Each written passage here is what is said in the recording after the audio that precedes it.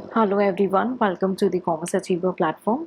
आज के सेशन से हम 2021 का पहला जो फर्स्ट क्वेश्चन है आपका वो डिस्कस करने जा रहे हैं। Question number 1A compulsory question है ये आपका, और अकाउंटिंग स्टैंडर्ड अकाउंट्स के ऊपर ये क्वेश्चन है। तो हम इस स्ट्रैटेजी को ऐसे फ्रेम करेंगे कि आप एग्जामिनेशन हॉल में अपनी कंप्लीट प्रिपरेशन करके गए हैं और आपके सामने कोई सडन क्वेश्चन आ गया, तो आपको इसे कैसे फ्रेम करना है, आंसर को कैसे करना है, तभी बेनिफिट होगा आपको एक्चुअली इन सॉल्यूशंस का। ठीक है, तो कैसे हम डिस्कस करने वाले हैं, हमारा एक रोड मैप मैं शेयर करना चाहूँगी कि क्वेश्चन अभी तो आपके सामने है, बट आप जब एग्जाम में बैठेंगे तो मेरे को आपको ऐसे प्रिपेयर कराना है कि किसी भी तरीके का क्वेश्चन आता है आप उसे बहुत ही आसानी से हैंडल कर सके और शॉर्टेस्ट पॉसिबल टाइम में आपके माइंड में मल्टीपल आइडियाज क्रिएट हो जाए कि आपको कंटेंट में लिखना क्या है। ठीक है, सो आप इस सेशन का मैक्सिमम बेनिफिट लें। हम ये स्ट्रैटेजी भी आपके अंदर धीरे धीरे क्रिएट करेंगे, आपके अंदर ये क्रिएटिविटी क्रिएट करेंगे, और साथ ही साथ हम डिटेल आंसर भी डिस्कस करेंगे। क्लियर है? तो क्वेश्चन क्या है हमारा, हम देख लेते हैं। क्वेश्चन नंबर 1 ये है, कंपलसरी क्वेश्चन है। ठीक है, briefly explain the significance of accounting standard 3। ठीक है, तो अकाउंटिंग स्टैंडर्ड 3 के ऊपर जो है ये हमारा क्वेश्चन आया था और उसको बोला था सिग्निफिकेंस बताओ। तो सबसे पहले जो मिस्टेक होती है स्टूडेंट से, वो ये नहीं समझ पाते कि क्वेश्चन की डिमांड क्या है। तो आपसे सिर्फ सिग्निफिकेंस ही पूछा गया है, क्वेश्चन की डिमांड क्या है, सिग्निफिकेंस है, और आपको सिर्फ सिग्निफिकेंस बताना है किसका, AS3 का। ठीक है, अब AS3 क्या है, इसके बारे में हम क्या जानते हैं, हमें ब्रीफली एक दो लाइन में वो मेंशन करना है, और जो ऑब्जेक्टिव है क्वेश्चन का उसकी तरफ हमें शिफ्ट करना है। ठीक है, तो आप सबसे पहले अपने माइंड में तुरंत फ्रेम करोगे, ये आपको घर पे बैठ के प्रैक्टिस करना है, ये क्रिएटिविटी आपको क्रिएट करनी। आंसर राइटिंग एक आर्ट है, उस आर्ट को रटा नहीं जा सकता, याद नहीं किया जा सकता, उसे क्रिएट किया जा सकता है। ठीक है, तो आपका AS3 जो है आप ये मेंशन करोगे, डील्स विथ आपका कैश फ्लो स्टेटमेंट। मैं शॉर्टकट लिख रही हूँ, आपको कोई भी शॉर्टकट एग्जामिनेशन हॉल में नहीं लिखना, और अगर है तो आप ऐसे एक बार स्पेसिफाई करेंगे एग्जामिनर को कि आप क्या ले रहे हैं। ठीक है, so it deals with cash flow statement, और फिर उसके बाद एक लाइन में आपने बता दिया कि क्या इंपॉर्टेंस है इसकी, मेजर जो बिगेस्ट इंपॉर्टेंट है कि कैश फ्लो स्टेटमेंट जो है वो एक एसेंशियल टूल है, काफ़ी इंपॉर्टेंट टूल है इन फाइनेंशियल एनालिसिस के लिए, कि अगर हमें किसी फॉर्म की फाइनेंशियल एनालिसिस करनी हो तो उसके लिए काफ़ी इंपॉर्टेंट ये टूल है। लेकिन कितने पीरियड के लिए, फॉर शॉर्ट टर्म प्लानिंग। ठीक है, तो ये एक बहुत ही मेन ऑब्जेक्टिव हम जिसे कह सकते हैं, मेन सिग्निफिकेंस जो है हमने वो आपके साथ शेयर किया। माइंड भी आपके माइंड में ये क्लिक नहीं करे, जो भी क्लिक करे एक को आपको ज़्यादा वेरियस दे करके वहाँ पे मेंशन कर देना है। ठीक है, उसके बाद हमें अदर सिग्निफिकेंस आपको मेंशन करने होंगे। ठीक है, अब एग्जामिनेशन हॉल में सोचोगे कैसे, ये भी तैयारी करनी, क्योंकि मुझे आपके अंदर ये आर्ट क्रिएट करनी है, मुझे रट्टाफिकेशन वाली स्ट्रैटेजी पे नहीं जाना है। मैं चाहती हूँ कि अगर आप इस जो जर्नी में बैठे तो आप जीत के ही लौटें। इसीलिए मैं आपको एक अलग स्ट्रैटेजी, माइंड भी आपको अदर इंस्टीट्यूशंस और अदर प्लेटफॉर्म से कोई और सपोर्ट मिलता होगा, I don't know and I don't care. What I want is कि मैं आपको कंप्लीटली प्रिपेयर करूं, और ये प्रिपरेशन केवल एग्जामिनेशन को जीतने के लिए नहीं है, इंटरव्यू और आपके फ्यूचर के लिए भी ये आपको डेफिनेटली हेल्प करेगी, इट्स माय प्रॉमिस। ठीक है, तो सबसे पहले आपके सामने जब ये आया कि भाई AS3 के बारे में, तो आपने कुछ भी अगर एक बार ढंग से पढ़ा होगा और एक बार रिवीजन किया होगा, आपको तुरंत रिकॉल करना है, हाँ इसका एक फॉर्मेट था। ठीक है, और हम फॉर्मेट के अंदर क्या करते थे, फॉर्मेट के अंदर हम एक्टिविटीज़ को क्लासीफाई करते थे। ठीक है, एक्टिविटीज़ को क्या करते थे, क्लासिफाई करते थे। और ये जो है ना, इसके यूजेस सबको होंगे, कंपनी को भी होते हैं, ठीक है, इन्वेस्टर्स को भी होते हैं जो उसमें इन्वेस्ट कर रहे होते हैं, है ना, और उसके बाद बैंकिंग वाले भी जो हैं उनको भी कई तरीके से इसमें मदद मिलती है। ठीक है, तो हमने ऐसे एक ब्रॉड पिक्चर बना दी कि हाँ हमने AS3 में ये पढ़ा था और ये है, तो आपको फॉर्मेट रिकॉल कर लेना है जिससे आप पूरा आंसर अपना फ्रेम कर पाएंगे। यस, सिर्फ और सिर्फ एक फॉर्मेट से आप इस आंसर को फ्रेम कर सकते हैं। तो इसीलिए मैं चाहती थी कि मैं आपके अंदर ये क्रिएटिविटी बनाना चाहती थी, ताकि आपके अंदर इनहेरेंट ये आर्ट क्रिएट हो जाए। ठीक है, तो आप क्या एडवांटेजेस, क्या सिग्निफिकेंस दे सकते हैं, सबसे पहला हम यहाँ पे मेंशन कर सकते हैं, अगर हम कंपनी के व्यू पॉइंट से सोच के चल रहे हैं। ठीक है, मैं एक ब्रॉड एक आइडिया आपके सामने शेयर करूंगी कि कंपनी के व्यू पॉइंट में क्या है, ये जो है कैश पोजीशन जो है किसी भी फर्म की, वो हमारे सामने पिक्चर क्रिएट करता है। AS3 कैश पोजीशन दिखाता है, ठीक है। और क्या दिखाता है, डिफरेंट तरीके के प्लानिंग प्रोस्पेक्ट हमारे सामने ये ओपन करता है। For example repayment of loan, repayment of loans के बारे में हमें दिखाएगा, हमें रिप्लेसमेंट ऑफ फिक्स्ड एसेट्स के बारे में दिखाएगा, ठीक है। इसमें भी आपको ये ध्यान देना है कि भाई हमने तीनों एक्टिविटी को कंसिडर कर लिया, राइट। उसके बाद क्या है, अदर कोई लॉन्ग टर्म प्लानिंग है, अदर लॉन्ग टर्म प्लानिंग, ठीक है, उसकी भी पिक्चर आपके सामने ये क्रिएट करता है। और किस में मदद कर, भाई लॉन्ग टर्म की बात होगी तो कैपिटल बजटिंग डिसीजन में भी ये मदद करेगा किसी भी कंपनी को।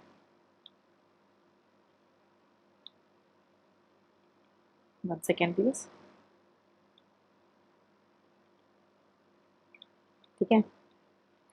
तो हमने एक पॉइंट तो कंपनी की पोजीशन पे बता दिया, दूसरा पॉइंट बता दिया प्लानिंग। अब कई स्टूडेंट मिस्टेक क्या करते हैं, ये जो पॉइंट्स हैं इनको सेपरेटली मेंशन करते हैं, तो इससे एग्जामिनर के सामने पिक्चर क्या आता है कि आपका ब्रॉड पर्सपेक्टिव नहीं है ना।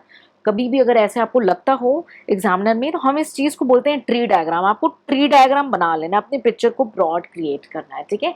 ट्री डायग्राम बनाने के बाद आपने फिर इसको आंसर को ऐसे फ्रेम करना है। कई बार मैंने देखा है मिस्टेक्स क्या होती है, स्टूडेंट इन पॉइंट्स को सेपरेटली एक्सप्लेन कर रहे होते हैं। आपको इसे सेपरेटली एक्सप्लेन नहीं करना है, आपको एक ट्री पिक्चर क्रिएट करनी है, अपने माइंड को, इस आर्ट को क्रिएट करना है, and you have to write like this, ठीक है।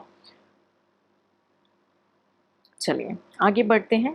तो हमने कंपनी के पर्सपेक्टिव में सोचा, हम और भी कंपनी के पर्सपेक्टिव में सोच सकते हैं जब हम उसका थर्ड फैक्टर लेंगे, कंपैरिजन, ठीक है। कंपैरिजन आपको ये पता है कि इंट्रा फॉर्म भी होता है, कंपनी का विद इन होता है। तो AS3 हमारे सामने एक ऐसी पिक्चर लाता है, फॉर्मेट लाता है जहाँ पे हम कैश फ्लो स्टेटमेंट का विद इन सेल्फ कंपैरिजन करना हमारे लिए पॉसिबल है। प्लस इंटर फर्म भी हम कंपैरिजन कर सकते हैं, ठीक है, कैश फ्लो स्टेटमेंट का। इससे क्या होगा, फर्म की लिक्विडिटी पोजीशन हमें देखने को मिलेगी कि भाई इसकी जो लिक्विडिटी पोजीशन है, मैं ये पॉइंटर लिख दे रही हूँ ताकि आपको माइंड में रहे, ये लिक्विडिटी पोजीशन जो है ये पिक्चर आपके सामने क्लियर रहे, ठीक है, कि कंपनी की जो पोजीशन है वो इम्प्रूव हुई है समय के साथ या डिटोरेट हुई है, ठीक है। तो आप टाइम टू टाइम भी कंपैरिजन कर सकते हैं, है ना, जैसे एक साल से दूसरे साल या एक फर्म से दूसरे फर्म, तो इंटर और एसेट वाइज कर सकते हैं, लाइबिलिटी वाइज कर सकते हैं, है ना। ऐसे अपने पर्सपेक्टिव को आप ब्रॉड करेंगे, ठीक है। तो हमने कंपनी के पर्सपेक्टिव पे और क्या देखा कि भाई उसे कंपैरिजन करने में भी काफ़ी मदद मिलती है, ठीक है। और प्लानिंग में आप ये भी मेंशन कर सकते हैं कि कंपनी ये भी प्लान कर सकती है कि उसे कितने पैसों की और ज़रूरत हो सकती है, जो कि हम कैपिटल बजटिंग में भी ले सकते हैं, या आप इसे बोल सकते हैं वर्किंग कैपिटल की प्लानिंग में भी आप इसे कंसिडर कर सकते हैं, जहाँ पे कंपनी डिसाइड करती है कि भाई चलो इतना फंड तो है, इतना फंड हम इनकम से जनरेट कर लेंगे, लेकिन और कितना शॉर्टेज हो रहा है फ्यूचर रिक्वायरमेंट को मीट करने के लिए, फ्यूचर कैश रिक्वायरमेंट को मीट करने के लिए, तो इसको भी हम जो है एक अच्छा पॉइंट इसमें मेंशन कर सकते हैं, ठीक है। तो ये ब्रॉड पिक्चर आपने शेयर कर दी, ठीक है। उसके बाद हमने चलिए कंपनी का पर्सपेक्टिव देख लिया, अब हम इन्वेस्टर का पर्सपेक्टिव देख ले। तो आपके देखिए 4 पॉइंट्स हैं, लेकिन बहुत सारे स्टूडेंट मिस्टेक क्या करते हैं, इस 4 पॉइंट्स को 10 पॉइंट्स में कन्वर्ट कर देते हैं और फिर सोचते हैं हमें पूरे मार्क्स क्यों नहीं मिले। आपको बहुत ही ब्रॉड सोचना है, आप एक बहुत ही बड़ी जिम्मेदारी लेने जा रहे हो। आप एक तरीके से आप कहते हैं ना कि भाई मैम मैं एक डिस्ट्रिक्ट डील करूंगा और मैं ये पर्टिकुलर एरिया को ही टैकल करने वाला नहीं, आप डायरेक्टली और इनडायरेक्टली कंट्री को फ्रेम करने के लिए अपना कंट्रीब्यूशन दे रहे हैं, ठीक है। तो आपको ये क्रिएटिविटी अपने अंदर इनबिल्ट करनी पड़ेगी, ये आर्ट आपको अंदर अपने अंदर इनबिल्ट करनी पड़ेगी, ठीक है।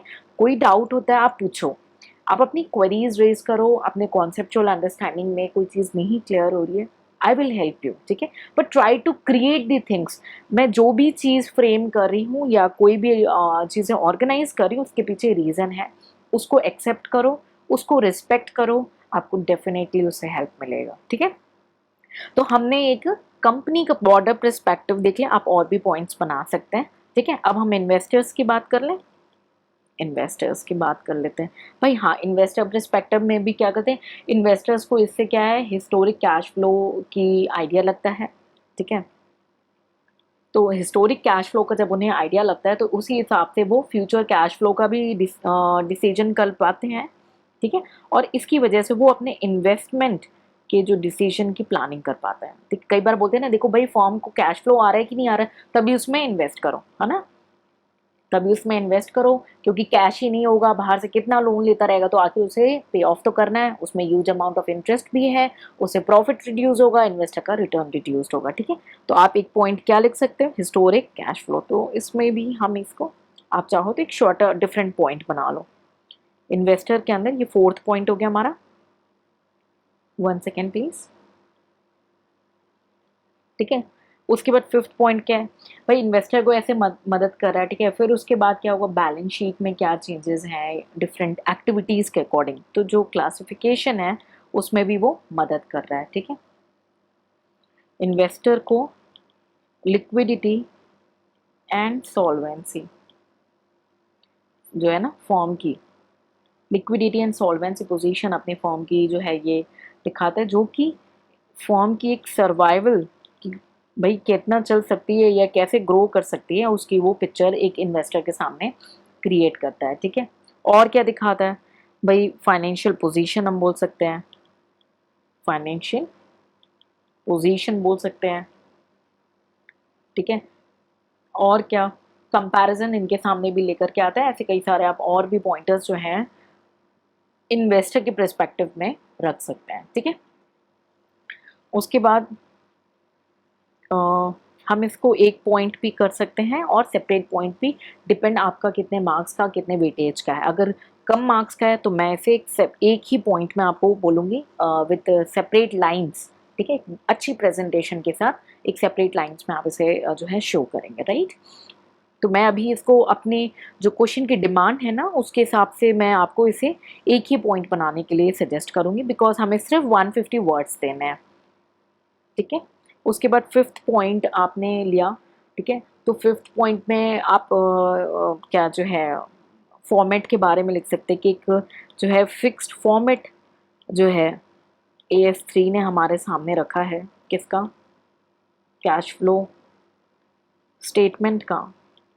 ठीक है, तो ये एक आपने ब्रॉड आंसर दे दिया, जो डिफरेंट स्टेक होल्डर्स को, ठीक है, डिफरेंट स्टेक होल्डर को, या आप इसे ना कंक्लूजन में भी लिख सकते हो, डिफरेंट स्टेक होल्डर्स को, 1 second please, different stakeholders को डिफरेंट जो वेज है उस तरीके से वो यूजफुल हो सकता है। ठीक है, तो ये एक आपकी ब्रॉड लाइन लिख दी।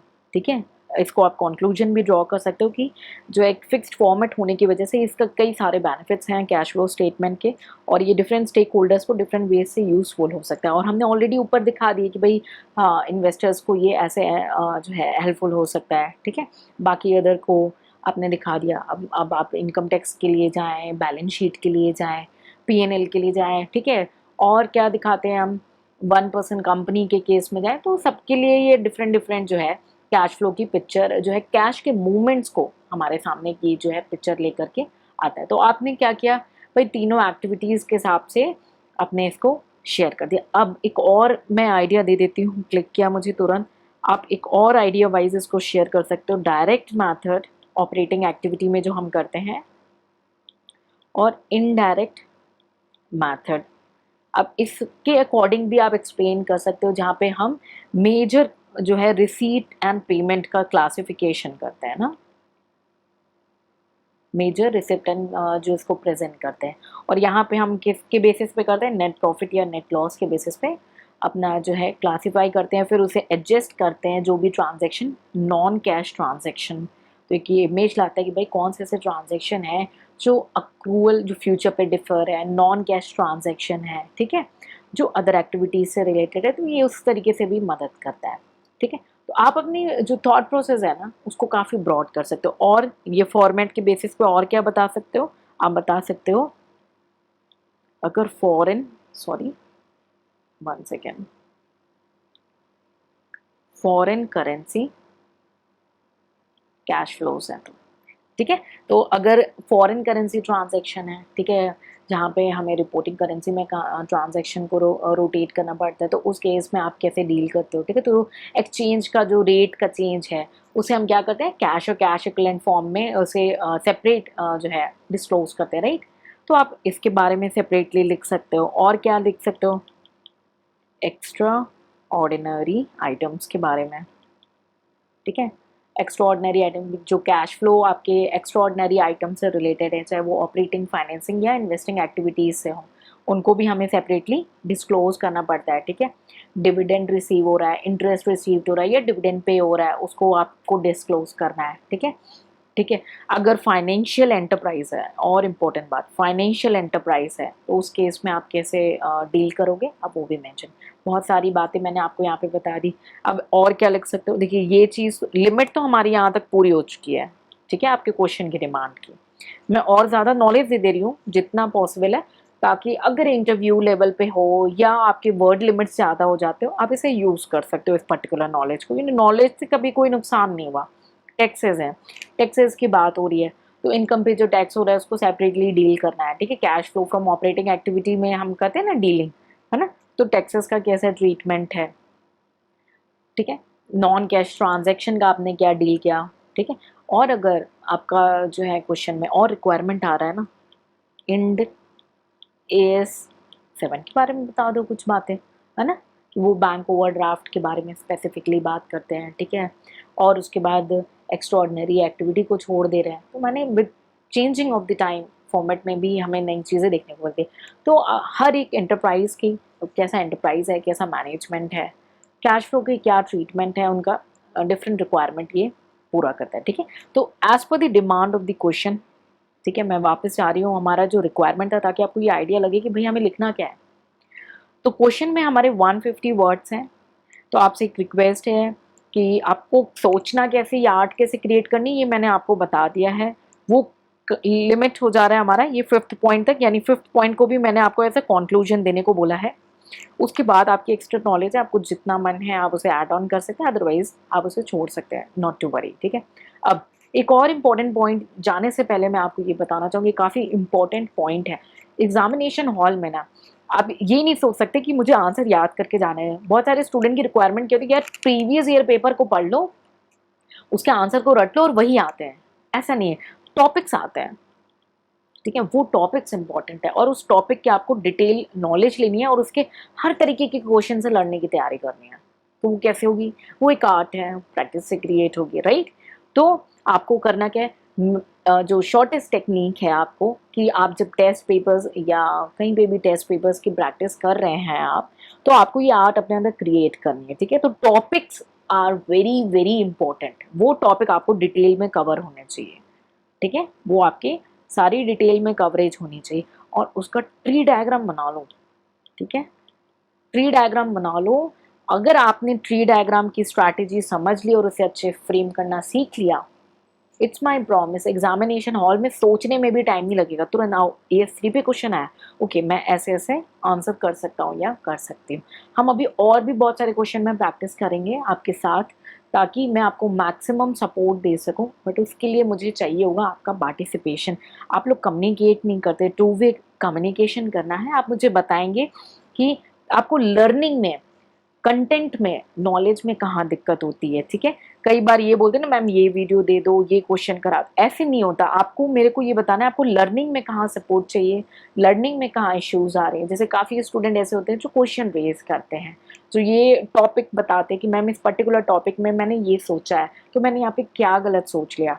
तो नॉलेज में गिव एंड टेक करिए, ठीक है, अदरवाइज नहीं। तो आई बिलीव ये आंसर आपके लिए काफ़ी सपोर्टिव रहे, आप इसका जेन्यून बेनिफिट उठाएं, मल्टीपल रिवीजन करें, और भी कई सारे क्वेश्चंस को हम with time to time cover up करेंगे और आपके साथ शेयर करेंगे, ठीक है। So keep working hard, stay connected, till then take care, bye bye and जय हिंद।